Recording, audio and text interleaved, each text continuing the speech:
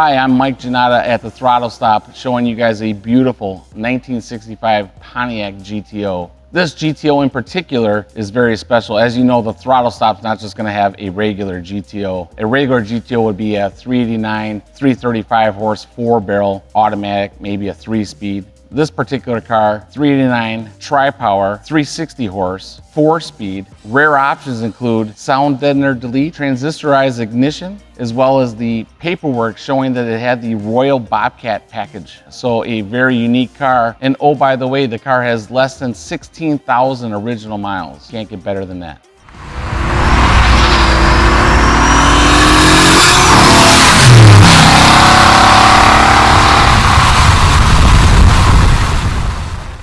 One of the neat features about this particular 1965 GTO, again, is that Royal Bobcat package. For those that you don't know about the Royal Bobcat, that was a dealership called Royal Pontiac in Michigan that sold hop-up kits via the mail, or you could go to their dealership and have it installed there. They would do things such as put on thinner head gaskets to raise the compression, better valve springs, rejet the carburetors, all those to extract more of the factory horsepower. So your 360 horse engine is now probably closer to 400 horse, again, giving you that edge on the streets or at the drag strip. And I think the paperwork shows it's about $125 is what the guy spent getting it installed. This would be the equivalent today of having a Shelby Mustang or back like a Don Yanko Camaro from the late 60s.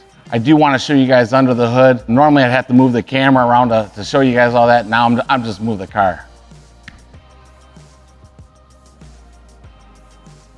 Under the hood of the 65 Pontiac GTO 389 Tri-Power 4-speed 390 rear-end geared vehicle that's in front of you here. Again, it has the 3 2-barrel carburetors. Those were modified with the Royal Bobcat kit. Where the cylinder heads meet the block, those are thinner. The gaskets in there, again, to help bump up the compression ratio. On this vehicle in particular, it's such a low mileage original. There's quite a bit of history here that's still original to Pontiac, including radiator hoses with the stamps and numbers. Alternator has a date code that's January 25 of 65. The car's build date is March 6, 1965. So all those things coincide with those all being original to the vehicle, just makes the whole story of it being 16,000 original miles highly believable. The main reason our 65 GTO has such low mileage, again, it's under 16,000 original miles. The car was purchased by a gentleman prior to going into Vietnam War as a drag car. We have pictures and evidence of it being raced both on the streets and the track. So you're not gonna rack up quite a bit of miles other than a quarter mile at a time. I live my life a quarter mile at a time.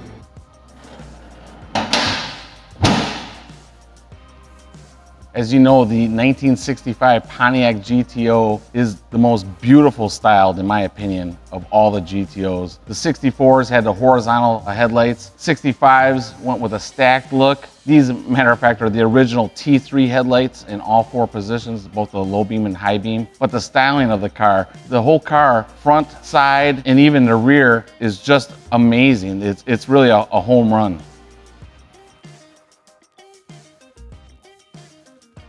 Another neat thing on the 65 GTO, and this is something I just recently learned, this is a wraparound taillight. Safety standards didn't require that till 1967. So on 1967 cars, they have to have a side marker tail lamp. On 66, they don't, but 65 GTO did it pretty much ahead of the time. So 2 years before it was mandated, they were already safety, but as well as beauty. So it's kind of like 2 birds with 1 stone. Why not make it look sexy, but it's also safe? As much as I love the 65 GTOs, I could talk about them forever. However, at the Throttlestop, we don't just have a museum full of stagnant cars that just sit here and do nothing. Let's hop in this very low mileage original car and go take her for a rip.